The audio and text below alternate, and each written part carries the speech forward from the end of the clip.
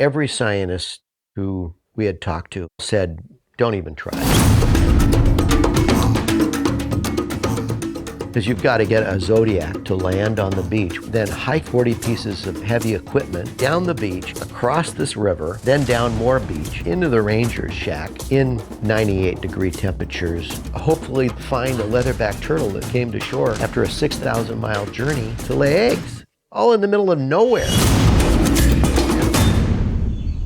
Warm is where a group of leatherback mothers will come and lay their eggs. And they travel 6,500 to 7,000 miles to the coast of Northern California and Oregon, and then they don't return until they're about 15 years old.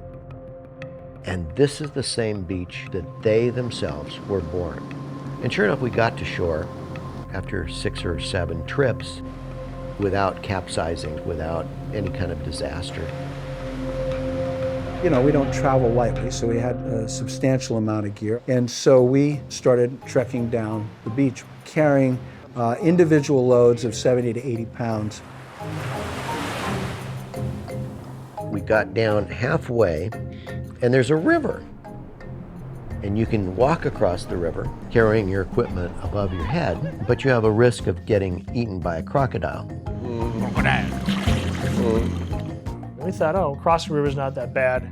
You know, we'll have, some big boats to get it across the river. Well, here comes these 2 little canoes. And it's being captained by a 10-year-old boy. We're thinking, we got to cross the river in these? A very small canoe. Sam is rethinking his career choice. All of a sudden, law school looks pretty easy.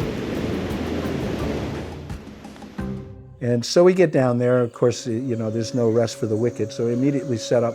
We finished maybe at 8 o'clock at night. Everybody was just completely wiped. And so we go to sleep on the floor of this ramshackle cabin.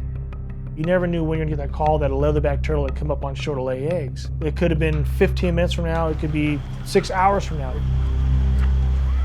So 1 o'clock in the morning, we get the word. Our prayers were answered. There's a turtle. We grabbed the Bare Essentials kit, we hiked the gear down. All with red lanterns. The reason we had to use the red lights is because the turtle, if he sees white light, he'll turn around and go back out because he'll think the sun's coming up. And they only do it in the nighttime. I was flabbergasted. This thing was so giant. Huge, huge animal. And she was laying her eggs. Leatherback will go into a trance when she's laying eggs, where you can then approach her and you won't disturb her cycle. And she'll lay eggs, then cover it up with sand, and then go back in the water. After about 2.5 hours of filming, we got it done. Very, very big sense of accomplishment.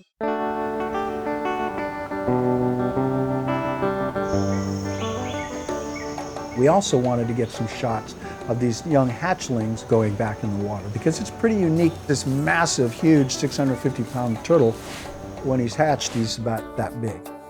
Scientists said they have to imprint with the beach. Turtles just flapping down, and they're facing these huge waves. There must have been 6 to 8 foot waves coming in that day. Getting hit by a wave, rolling back up, then they start walking back down again. Seeing the first one get off, thinking his life has started. So we finally got everything back on the boat. They're less than 24 hours of being on this island. And you forgot all the pain, you forgot all the suffering, you forgot about the insects at night, you forgot about the lack of sleep, because we actually got the shot. And we came back with some incredible footage of this leatherback turtle. It was beautiful.